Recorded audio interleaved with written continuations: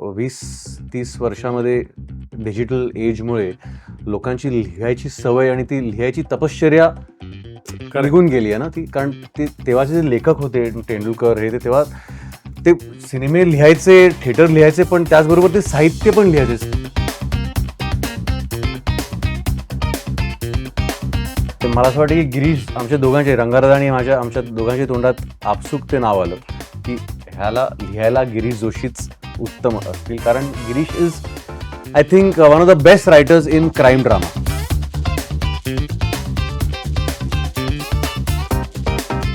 In fact I would say Chhotu is the author back character. Okay. का सांगतो? कारण जो लेखक आहे आमचा गिरीश जोशी, तो स्वतः खूप टेक्नो सॅव्ही आहे.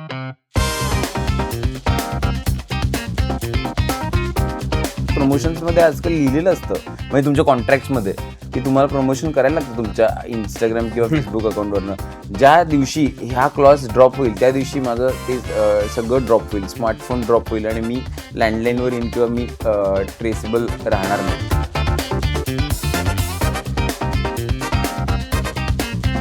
रंगादादा इज खूप कमी जेन्युइन माणसं आहेत आपल्या इंडस्ट्रीत आणि रंगादादा इज वन ऑफ देम.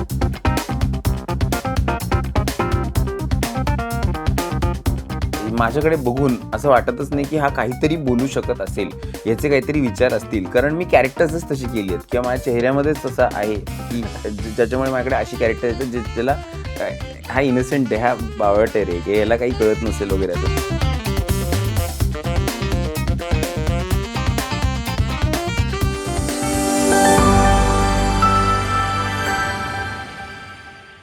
ऐन गद्धे 25 ज्याला वाचताना मंदार पटवर्धन, फिरोज इराणी जसे सुहास शिरवाळकरांची पात्र आयुष्यात आली, तसं बाबूराव अर्नाळकर एक वेगळं एक्सरेटिक विजन घेऊन आले. त्यांचं ते गाव, त्या सगळ्या गोष्टीतला माहोल आणि तिथे असणारा डिटेक्टिव्ह धनंजय, या सगळ्यामध्ये त्याला एक जशी लेगसी आहे, तसं मला असं वाटतं की इन्स्पेक्टर महेश हा कायम मराठी मनांवर अधिराज्य गाजवणारा राहिला आहे. त्यानंतर अजय ठाकूर आला जो 100 डेज मध्ये गेम चेंजर म्हणून ठरला आणि त्यानंतर आत्ता डिटेक्टिव्ह धनंजय म्हणून ती लेगसी वेगळ्या अर्थाने आत्ता कंटेम्पराईज करतो आणि पुढे घेऊन जातोय. कारण आपल्याला तशा पद्धतीने काही क्रिएट करता येत नसताना आपण कॅरी फॉरवर्ड करू शकतो का? आणि सगळ्यात महत्वाचं असणारी ती इतिहास हा आत्ता कुठलाही सुपर मार्केटमध्ये विकत नाही आणतायत.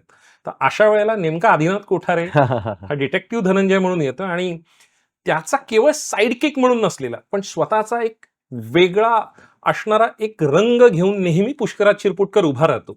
तर ह्या दोघांची जोडी नेमकं करते काय त्यांना विचारूया. कारण डिटेक्टिव्ह धनंजय, बाबूराव अर्नाळकर, श्रीरंग गोडबोले आणि असणारी ही दोन वल्ली माणसं जाणून घेऊया. खूप खूप स्वागत आहे लक्षात. इतक्या वर्षांनी साधारण आपण एक 25 वर्ष एकमेकांना ओळखतो, मेकिंग असिस्टंट इथपासून आतापर्यंतच. आणि तुझा असणारा स्टारडम म्हणजे बॉलिवूड मधला असणारा ही वावर, OTT मध्ये असणारा वावर, आत्ता मल्याळम सिनेमा आणि त्यानंतर असणारा ज्या पद्धतीचा डिटेक्टिव्ह धनंजय, कशा अर्थाने हे वर्ष तुझ्यासाठी फार वेगळं आहे यार. Thank you Amit, thank you, very sweet of you. नाही पण गॉड इज काइंड. कामं करत राहायची, मेहनत करत राहायची, म्हणजे आपण बिया पेरत राहायच्या, ते कधी कधी त्याचं पीक येऊन त्याचं फळ मिळेल आपल्याला सांगता येत नाही. पाण्याने तर केलेलंच आहे कारण पाणी मुरणंही तितकंच गरजेचं आहे आणि पाणी असताना असणंही गरजेचं आहे, ते तुझ्यामध्ये. Thank you sir, thank you so much. तर हा पण डिटेक्टिव्ह धनंजय आणि छोटू हा प्रवासही 2 वर्षाचा आहे आमचा, जिथे बाबूराव अर्नाळकर खूप मोठं नाव आहे, आपल्याला सगळ्यांना माहितीच आहे, आपल्या साहित्यातलं, ज्यांनी 50s to 70s हा काळ गाजवला होता. आणि त्यांच्या कादंबऱ्यामुळे त्यावेळेला ग्रंथ चळवळ जी होती किंवा ग्रंथालयातलं पुस्तक येणं आणि ते थांबणं, कारण मला माझ्या मामांकडून किंवा मावशीकडून ह्या गोष्टी फार कळल्यात आणि त्यांच्या कादंबरीवर उड्या पडायच्या. हा जो तो काळ होता. अगदीच अगदीच. तर त्यांची अनेक पात्र होती, झुंजार असेल, आणि त्यात सगळ्यात गाजलेलं म्हणजे detective Dhananjay. Absolute. Detective Dhananjay हे पात्र तुम्ही 1-2 पुस्तकं तेव्हा वाचली होती, रहस्यजाल त्यातलं एक, अजून एक वाचलं होतं. आणि मी म्हटलं की मुळात काय होत होतं की सगळे राईट्स सगळे घेऊन चालले होते. म्हणजे आपले शिरवाळकरांचे पण राईट्स सगळे घेऊन टाकले होते, रत्नाकर मतकरींचे पण राईट्स कुठल्या तरी मोठ्या निर्मात्याने घेऊन टाकले होते. आणि सगळ्यांनी आता म्हणजे बेसिकली काय चाललंय की हे ऍक्च्युली अमित तू तुझ्या अनुभवातून सांगू शकशील की चांगले लेखक आणि चांगलं लिखाण खूप दुर्मिळ झालं आजच्या हम्म. काळात. आणि खास करून एक गेली 20-30 वर्षामध्ये डिजिटल एजमुळे लोकांची लिहायची सवय आणि ती लिहायची तपश्चर्या Correct. निघून गेली आहे ना ती. कारण ते तेव्हाचे जे लेखक होते तेंडुलकर हे ते तेव्हा ते सिनेमे लिहायचे, थिएटर लिहायचे, पण त्याचबरोबर ते साहित्य पण लिहायचे. साहित्य is like cricket test match Absolutely. Where you groom your writing. तर ते आजच्या काळात होत नाहीये. आणि ते लिखाण एका वेगळ्या दर्जाचं होतं ना त्या काळातल्या लेखकांचं. तर अनुभव एक एक वर्ष, दीड वर्ष ते पुस्तक लिहायचे आणि त्यामुळे ती पात्र पण तशी घडायची. नाही मला सगळ्यात कौतुक तुम्हा दोघांचं महत्वाचं असं वाटतंय की श्रीरंग गोडबोले, रंगादादा आणि तू म्हणजे स्टोरी टेलिंग आणि इंडियन मॅजिक आहे या गोष्टींनी तुम्ही हे बाबूराव अर्नाळकरांना जेव्हा मांडत असताना तुम्ही गिरीश जोशी सारख्या माणसाला हो. लिहायला घेता तेव्हा अर्धी लढाई तुम्ही जिंकलेली हो, असते. एक्झॅक्टली. नाही एक्झॅक्टली. कारण ती जी पात्र बाबूराव अर्नाळकरांनी घडवली होती त्यांना न्याय देण्यासाठी आपल्याला आजचा कोणतरी ह्या जॉनरचा बादशाह हवा होता. आणि मला असं वाटतं की गिरीश आमच्या दोघांचे, रंगाराजा आणि आमच्या दोघांच्या तोंडात आपसूक ते नाव आलं की ह्याला लिहायला गिरीश जोशीच उत्तम असतील. कारण Girish is I think one of the best writers in crime drama. आणि नुकतंच आम्ही मानवत मर्डर्स केलं होतं गिरीश बरोबर. मी अनेक वर्ष आम्ही बरंच काय काय डेव्हलप करायचा प्रयत्न करतो. ते आता कुठे सगळी ती कामं बाहेर येत आहेत. पण तर सांगायचं हे की मग मी ठरवलं की आपले राईट्स आपण मिळवायचा प्रयत्न करूया, वा. अर्नाळकरांच्या पुस्तकांचे राईट्स. आणि मी प्रोसेस सुरू केली. मला वैजयंती अर्नाळकर पर्यंत पोचायचं होतं. वैजयंती अर्नाळकर ही ह्यांची नात बाबूराव अर्नाळकरांची. तर नुकतं तेव्हा त्यांच्या घरात काहीतरी जवळची अशी डेथ झाली होती नातेवाईकांची आणि त्यामुळे त्यांना कॉन्टॅक्ट मला करता येत नव्हतं. आणि ती जी एक व्यक्ती होती जी माझी मध्यस्थी करत होती ती म्हणाली की 1 महिना थांबा, आपण 1 महिन्यानंतर कॉन्टॅक्ट करूया. तर मी माझ्या कामात बिझी झालो आणि मग 1 महिन्याचे 2 महिने झाले आणि मी जेव्हा परत कॉन्टॅक्ट केलं तेव्हा ते राईट्स गेले होते. ओह. मी विचारलं की मी वैजयंतीला विचारलं की राईट्स गेले आहेत का? हो, मी आत्ताच मागच्या आठवड्यात राईट्स दिले. कोणी घेतले राईट्स? तर ती बोलली इंडियन मॅजिक आयने घेतल्यात. अरे, इंडियन मॅजिक आय म्हणजे आपले मित्र आहे रंगाराधा आणि मी, आमचं खूप जवळचं नातं आहे. तर कुठेतरी त्रास झाला कुठेतरी असं तर झालं की शिट यार. पण मला एक सवय आहे की मला अशी कुठली निगेटिव्ह इमोशन आत ठेवायला आवडत नाही. I like to cover it up with a positive action. आणि म्हणून मी फॉर एक्झाम्पल अशी कुठली भूमिका आपण बघितली किंवा कुठली फिल्म बघितली जो विषय आपण करणार होतो किंवा ही भूमिका मला करायला आवडली असते आणि मग आपल्याला थोडंसं त्रास होतो. पण मग I have developed a system where त्याच्यावरती एक पॉझिटिव्ह ऍक्शन करायची, म्हणजे जाऊन त्याला कॉंग्रॅच्युलेट करायचं आणि ते मनापासून करायचं आणि wish them more success for that. I think that is a very. आणि ते तुझं आणि किंवा बाबांचं कायम राहिलेलं म्हणजे एक माणूस पण म्हणून हो. म्हणजे कोठारे विजन हे तेवढंच मोठं नाव आहे म्हणजे जन्मा फिल्म्स किंवा कोठारे विजन. थँक्यू. तर म्हणून मी रंगाराधांना फोन केला. रंगाराधा, कॉंग्रॅच्युलेशन्स, तुला राईट्स मिळालेत. हो आदिनाथ, हो मी पण एक वर्षभर ते प्रयत्न माझा चालू होता. लाईक मी पण ते राईट्स चेस करत होतो, पण तुम्हाला मिळालेत. पण तुम्हाला काही मदत लागली रंगाराधा मला सांगा, मी आहे. I would love to be a part of it in some way. ते बोले अरे त्यात काय एवढं, तू ये भेट मला. मी जाऊन त्यांना भेटलो आणि रंगाराधाचं खूप मोठं मन. त्यांनी ते मला म्हणाले की आपण एकत्र मिळून काहीतरी करूया मग. क्या बात आहे. आणि मी नुकताच झी5ला एक माझी मीटिंग झाली होती आणि मला कळलं होतं की ते कॉन्टेंट शोधतायत. तर मी त्याला विचारलं की मी झी5ला पिच करू का? तेव्हा आमचं चाललं होतं की हे हिंदीत करायचं का मराठीत करायचं. तर हा आधी विषय होता आमचा. त्याआधी म्हणजे झी5 बरोबर मीटिंग झाली होती, पण आम्ही लगेच तिथे पिच नाही केलं कारण आम्हाला असं वाटलं की आधी हिंदीत प्रयत्न करून बघूया आपण. बट मग जसं आम्ही त्याच्यावर काम सुरू केलं ना, एक कळलं की त्याचा DNA जो आहे ह्या विषयाचा, म्हणजे बाबूराव अर्नाळकर हे नाव आणि त्याचा जो अपील आहे, पुरा युनिव्हर्स nostalgia आहे, ते मराठी प्रेक्षकांसाठी खूप पर्सनल आहे. बाबूराव नातं आहे त्या गोष्टीत. एक्झॅक्टली. तर हिंदीत अनेक आहेत ऑलरेडी, फेलुदा आहे किंवा ब्योमकेश बक्षी आहेत. आपल्या मातीतला हा डिटेक्टिव्ह आहे. तर ideally the first audience has to be the Marathi audience. त्यामुळे आपण मराठीत प्रयत्न करूया हे बनवायचं आणि मग झी5 ला गेलो. तर क्या बात आहे. अर्थात आवडलं. पुष्कराज हे सगळं करत असताना म्हणजे तुझ्या आयुष्यात तशा अर्थानं येणारी ही पहिली रहस्यकथा आणि त्याचा शोध, त्याचा मागोवा, तो धांडोळा घेणं आणि हे सगळं करत असताना एक अनामिक अस्थैर्य आहे. म्हणजे हे आपल्याला करता आलं नाही आणि तरीही हे करण्यासाठीचं स्टार आयडल बरोबर काम करायला मिळणं. हा जो धागा पकडून त्या सीमारेषेवर खेळत राहणं आहे ना, ती नेमकी टेक्निकली साइडकी काही नाहीये, पण ते मेनस्ट्रीम मध्ये येण्यासाठीचा एक मॅनरिझम असतं. त्या सगळ्या गोष्टी असतात. काय नेमकं तू शोधताना ते सापडलं तुला आणि गवसली कशी? हा छोटू. खूप गंमत आहे, की मला किती 7 एपिसोड्स आम्ही केले. तर त्या 7 एपिसोड सुद्धा मला टेस्ट मॅच सारखे वाटत नाहीत. मला लक्षात आलंय, की मला टेस्ट मॅच खेळायला खूप आवडतं. मला त्या ह्याचं म्हणजे एक रहस्य उलगडायचं किंवा एखादी केस सॉल्व्ह करायचं इथपर्यंत राहत नाही माझ्यासाठी. माझ्यासाठी इट बिकम्स अबाउट कनेक्शन्स. आणि हे माझ्याकडनं खूप सबकॉन्शियसली होतं. हे खूप आतमधनं होतं. हे काही मी काही ठरवत नाही वगैरे. तर धनंजय आणि छोटू करत असताना माझा शोध नेहमी केस कशी सॉल्व्ह होईल याचा हे सगळं तर लिहून ठेवलंय. बाबूराव अर्नाळकरांनी लिहून ठेवलंय. कंटेम्परराईज केलेले गिरीश जोशी यांनी, त्यांनी छान संवाद लिहिलेत. मी शोधत होतो ती आमच्या दोघातली, मी डिटेक्टिव्ह धनंजय आणि छोटू यांच्यामधली केमिस्ट्री.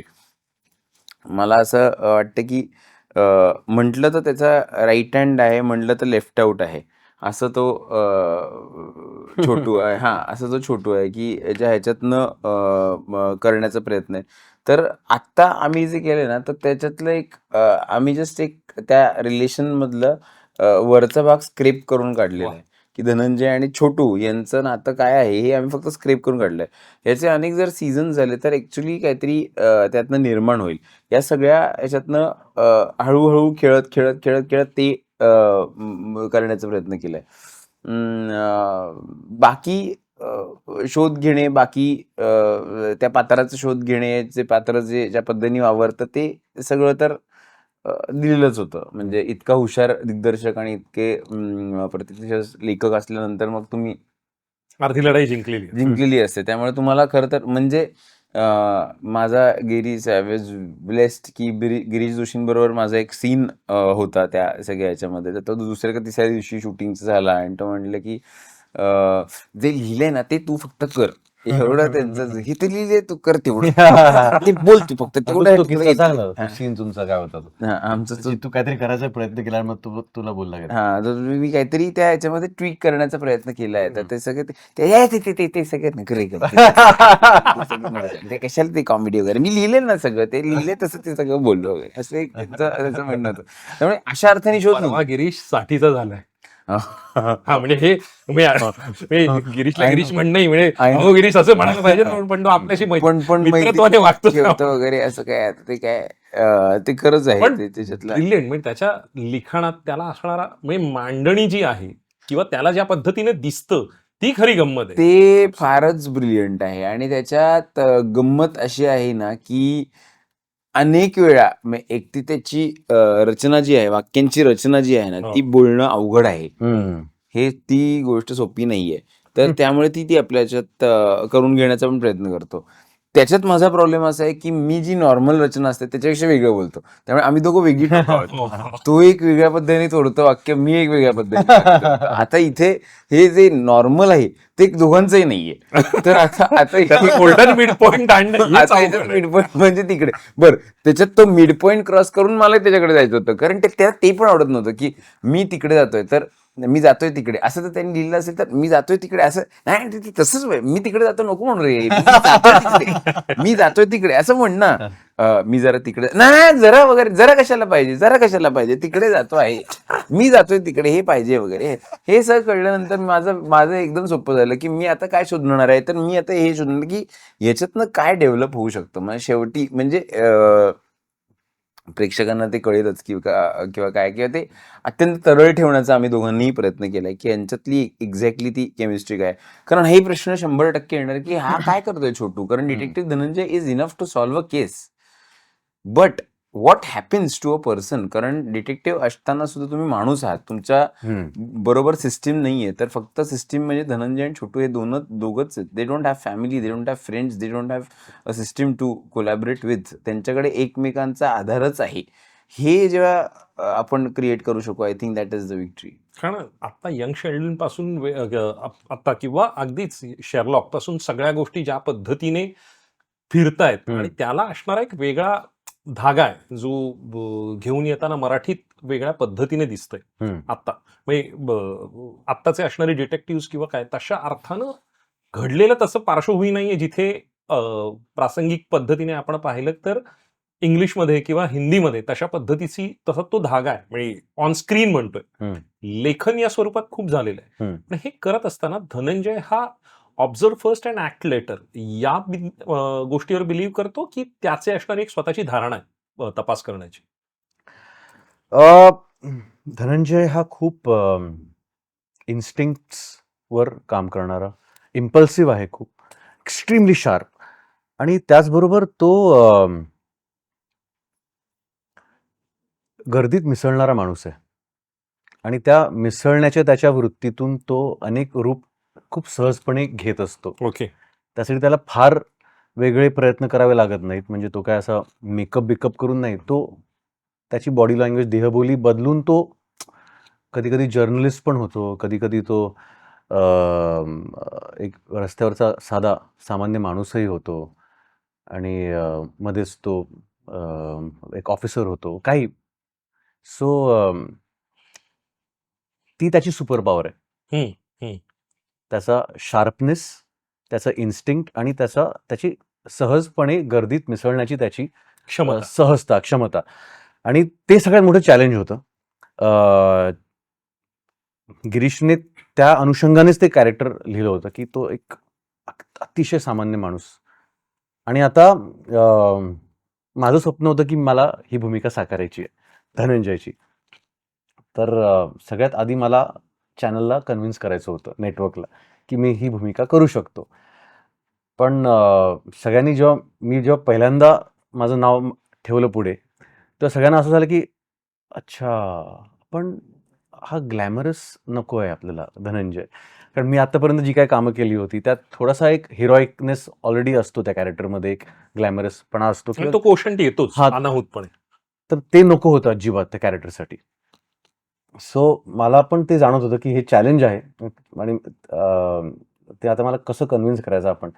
त्याचबरोबर त्या कॅरेक्टरला एक मॅच्युरिटी पण आहे, कारण त्याचा इतक्या वर्षांचा अनुभव, त्या अनुभवातून येणारा त्याचा इम्पल्स आणि एक सिक्स सेन्स जो असतो.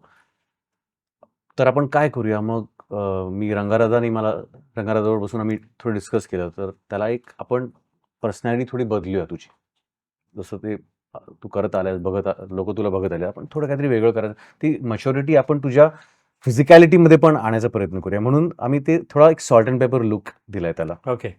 आणि चष्मा दिलाय त्याला, आणि ड्रेसिंग सेन्स पण त्याचा जो दिलाय. रंगादादाची आयडिया होती की आपण त्याला अर्थात ती पुस्तकं जी आहेत, ते लिखाण जे आहे ते 40s आणि 50s मधलं आहे, पण आम्ही गिरीशने जी गोष्ट मांडली ती आजची आहे, आत्ताची आहे, पिरियड ड्रामा नाही येतो.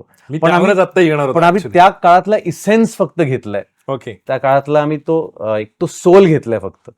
आणि म्हणून रंगाराजा म्हणाले की आपण त्याला डेनिम जॅकेट देऊया, कारण ते डेनिम जॅकेट आणि डेनिम जीन्स, डेनिम पॅन्ट्स हे तेव्हा खूप होतं. आजही लोक घालतात, पण it is somewhere, it's like a bridge between the two era. Correct. पण त्या सगळ्या गोष्टींमध्ये मला असं विचारायचं, जेव्हा आता क्राईम किंवा ड्रामा किंवा त्या पद्धतीचा असणारा एक मागोवा किंवा रहस्यपट आपण लिहितो, त्यावेळेला सगळ्यात मोठी अडचण येते आत्ताच्या काळात. अर्ध्या गोष्टी टेक्नॉलॉजी रिझॉल्व्ह करते, कारण तुमचं मोबाईल लोकेशन ऑन होतं किंवा तेथून ट्रेस होतात, अनेक गोष्टींचे क्लूज तिथे मिळतात. अशा वेळेला ड्रामा क्रिएट करणं आणि छोटूसारखा एक माणूस जो टेक्निकली साऊंड आहे आणि त्या सगळ्या गोष्टी रिझॉल्व्ह देतोय, तर ते किती आव्हानात्मक होतं आणि कशा पद्धतीने, कारण तो ड्रामा बिल्डही करणं आणि सायमल्टेनियसली ते गोष्ट पुढे राहत राहणं. मी एक सांगू, in fact I would say Chhotu is the author back character. Okay. का सांगतो, कारण जो लेखक आहे आमचा गिरीश जोशी, तो स्वतः खूप टेक्नो सॅव्ही आहे. ऍब्सोल्युटली. आणि तो टेक्नॉलॉजी, म्हणजे फॉर एक्झाम्पल आम्ही टेक केअर गुड नाईट नावाचा सिनेमा केला होता. मी आता त्याच्यावरच येणार होतो, म्हणजे क्रेडिट कार्ड किंवा तर त्या सायबर क्राईमच्या जगात त्यांनी जो एक माझं जे कॅरेक्टर होतं त्या टेक केअर गुड नाईट, तो जो हॅकर असतो, तर कॅरेक्टर आखण्यासाठी त्यांनी स्वतः जाऊन अनेक वेबसाईट हॅक केल्या गिरीशने. तो डार्क वेबवर जाऊन त्यांनी त्याचं पोर्टल बनवून त्यांनी काही हॅकिंग बिकिंग केलं आणि मग ती स्क्रिप्ट लिहायला घेतली. तर तो इतका म्हणजे त्याच्यात हा म्हणजे स्वतःचा गिरीश जगण्याचा तुकडा कापून देणारा माणूस. एक्झॅक्टली. तर तो त्याचा गिरीशचा जो टेक्नो एलिमेंट आहे तो वेगळा एक फ्लेवर घेऊन येतो. छोटू आणतोय या कॅरेक्टर. इनफॅक्ट तुम्ही जर पुस्तकं वाचाल अर्नाळकरांची, त्यात छोटू हा बेसिक आहे कॅरेक्टर तिकडे. ह्याला आता हे टेक्नॉलॉजीच्या सपोर्टमुळे त्याला एक वेगळी छटा आली आहे कॅरेक्टरला, असं मला असं वाटतं. या मला वाटतं की गिरीश जोशींचं एक्झाम्पल घेणं इज काय म्हणतात त्याने एक्सेप्शन. अर्थात एक्सेप्शन प्रूव्ज द रूल. पण मोस्टली या वयोगटातले म्हणजे 60, 40, 50 या वयोगटातले लोक असे टेक्नॉलॉजीला सरावलेले नाही आहेत. ते अजून स्कॅमला बळी पडतात. तर धनंजय अशा वयोगटातलं कॅरेक्टर आहे, जसं सॉल्ट अँड पेपर लुक वगैरे आपण म्हणलं वगैरे. तर तो त्याच्या इन्स्टिंक्टवर, त्याच्या बुद्धीचा वापर करून त्याला काय वाटतंय मनापासून, आत्ता मला काय वाटतंय, मला वाटतंय हा आहे, यांनी काहीतरी केलं असेल वगैरे, ह्याचा वापर करणारा माणूस आहे. आणि त्याला त्यामुळे it is very difficult for him to handle technology. माझ्यासाठी पर्सनली मला टेक्नॉलॉजी नाही वापरता येत. छोटू आणि माझ्यामध्ये फरक काय असं म्हटलं तर माझे मित्र जे आहेत खूप खूप कमी आहेत, 3-4 मित्र जे मला जवळून ओळखतात, त्यांना कळेल की टेक्नॉलॉजी फोन म्हणजे गंमत वाटेल. माझ्याकडे लॅपटॉप पण नाहीये, माझ्याकडे फोन आहे तेही म्हणजे माझ्याकडे 10 वर्ष एकच फोन होता आणि आता परत आता मी तो बदलल्यामुळे तो आता काहीच म्हणजे त्याचं काही करता येईना म्हणून मग हा म्हणजे त्याच्यामुळे त्याचं झालं. तर इतकं मी त्याच्याबद्दल अनअवेअर आहे. पण मला वाटतं की बदल डेलिबरेट एफर्ट आहे की तू त्याच्यापासून रिलक्टंट स्वतःहून आहेस? म्हणजे मी रिलक्टंट आहे. म्हणजे मी इंजिनियर आहे ऍक्च्युली, ENTC इंजिनियर. पण मला कधीच it's never attracted me technology. म्हणजे मला नेहमी हा प्रश्न नेहमी पडतो की आपण पुढे जातोय का मागे येतोय. फोन वापरतोयस, विवेक बेळे हेही नाही वापरत. नाही, अच्छा, हो का? माझं उद्दिष्ट तेच आहे. म्हणजे माझं फायनल गोल तोच आहे. माझ्याकडे व्हॉट्सअप नाहीये. तर मी इंस्टाग्राम आणि फेसबुक वापरतो. ह्याच्यावरनं मला हिपोक्रेट म्हणतात लोक. ह्याचं काय तुझ्याकडे व्हॉट्सअप नाही पण तुझ्याकडे इंस्टाग्राम आणि सोशल हे फेसबुक आहे. तर त्याच्यामध्ये असा प्रॉब्लेम किंवा असा आहे की प्रमोशन्समध्ये आजकाल लिहिलेलं असतं, म्हणजे तुमच्या कॉन्ट्रॅक्ट्समध्ये, की तुम्हाला प्रमोशन करायला लागतं तुमच्या इंस्टाग्राम किंवा फेसबुक अकाउंटवरनं. ज्या दिवशी ह्या क्लॉज ड्रॉप होईल त्या दिवशी माझं ते सगळं ड्रॉप होईल, स्मार्टफोन ड्रॉप होईल आणि मी लँडलाईनवर येईन किंवा मी ट्रेसेबल राहणार नाही. तर मला फायनल गोल का असं मला वाटतं, याचंही कारण सांगतो की मला 2 प्रश्न सतत पडतात. आपण हुशार होत चाललोय का आपण डिपेंडेंट होत चाललोय? म्हणजे आपल्याला कॅल्क्युलेटर का वापरायला लागतं? 25x7 हे करायला मला आत्ता कॅल्क्युलेटर का उघडायला लागतोय, असं माझा प्रश्न आहे. मी त्या जनरेशनचा आहे जिथे मला हा प्रश्न पडतो. दुसरी गोष्ट, आधी आपले नंबर्स वगैरे पाठ असायचे किंवा काही आपल्याला माहिती असायचं, पण काय होतं. आणि तिसरी गोष्ट मेमरी याबद्दल मला खूप मोठा प्रश्न आहे आणि मला त्याच्याबद्दल काहीतरी डेफिनेटली करायचं आहे, की आपण टेक्नॉलॉजी बरोबर, म्हणजे रामदास स्वामींनी हे लिहिलेलं आहे की मरे एक त्याचा दुजा शोक आहे, अकस्मात तोही पुढे जात आहे. पण पुढे जायला आपण या टेक्नॉलॉजीमुळे स्कोप ठेवतोय का? What is this with Facebook memories popping up आणि गुगल मेमरीज पॉपिंग अप? आपल्याला एखाद्या गोष्टीला, घटनेला, वाईट गोष्टीला विसरायचा असेल तर तो चान्स आपल्याला टेक्नॉलॉजी देते का नाही देते? हा प्रश्न माझ्याकडे. वेल सेड. म्हणजे माझ्या आजोबांना त्यांच्या आजोबांबद्दल विचारलं असतं तर त्यांच्याकडे एक पुसटची इमेज असते त्यांची आणि काहीतरी आठवण असती. काय आठवण असती? तर बाबा त्यांनी एकदा एक शाबासकी दिली होती. आज आपण काय सांगणार आहोत त्या गोष्टीबद्दल? आता everything is available, so it always haunts me. तर त्याच्या एक्झॅक्टली ऑपोजिट छोटू आहे आणि मी जे आहे ते धनंजय आहे. वा, काय सुंदर रिलेट केलं सर. Very nice. या किती गोड म्हणजे त्या सगळ्याचं उदाहरण किंवा ह्याच्यातलं म्हणजे ही हुशारी आहे तुझी. म्हणजे हे मला गंमत वाटलं. म्हणजे या आतापर्यंतचं तुझं लांबून बघत असतानाच असणारं हे, पण हे उत्तर फारच इंटरेस्टिंग. या सगळ्यातलं एक गारुड करणारं व्यक्तिमत्व आहे हे श्रीरंग गोडबोले. 100%. म्हणजे तो एकीकडे गीतकार आहे, सुख म्हणजे नक्की काय काय असतं असतं? हेही तो लिहितो, एका लग्नाची पुढची गोष्ट तो डिरेक्ट करतो. त्या सगळ्याच्या पलीकडे जाऊन स्किट्स करतो, टेलिव्हिजनमध्ये झोकासारखा एका वेगळा ह्याच्यामध्ये तो अभिनयही करतो आणि आत्ता तो या पद्धतीची रहस्यकथा घेऊन येतो. तुमच्या आयुष्यात असणारा श्रीरंग गोडबोले, रंगादादा नावाचा कवडसा नेमका कसा? रंगादादा इज खूप कमी जेन्युइन माणसं आहेत आपल्या इंडस्ट्रीत. आणि रंगादादा इज वन ऑफ देम. इंडस्ट्रीत इन जनरल, आपल्याच नाही कुठल्याच, म्हणजे जेन्युइन इन द सेन्स माझ्या पण एक प्रोफेशनल लेवलला एक खूप मोठा अडथळा आला होता माझ्या, ज्यात रंगादारांनी मला खूप मदत केली होती रिसेंटली. आणि he went all out to help me. आणि तिथे म्हणजे आपण कसं आजच्या काळात आपण स्वतःला इन्कन्व्हिनियन्स करून दुसऱ्यांची मदत नाही करत, हम्म. पण he is a person who is always there and he stands by you. आणि तिथे आमचं नातं मला वाटतं खरं डेव्हलप व्हायला सुरू झालं. आणि त्यानंतर मग हे अर्नाळकरांच्या राईट्स आणि मग त्यांना भेटलो आणि मग तिथून आमचा प्रवास सुरू झाला. पण त्यांच्याकडून खूप शिकण्यासारखंही आहे. आय एम शुअर पुष्कर अजून बेटर सांगेल, कारण तो रंगादादा अत्यंत म्हणजे आपल्या इंडस्ट्रीमधला अत्यंत ब्रिलियंट, सगळ्यात उत्तम वाचन असलेला, त्या वाचनाचं काहीतरी बनवणारा असा माणूस आहे. नॉलेज वेगळं आहे, विजडम वेगळं आहे, ज्ञान असणं वेगळं आहे आणि ज्ञानी वेगळ्या पद्धतीने असणं वेगळं आहे. विजडम वाईज मॅन असं ज्याला म्हणता येईल असा रंगादादा आहे.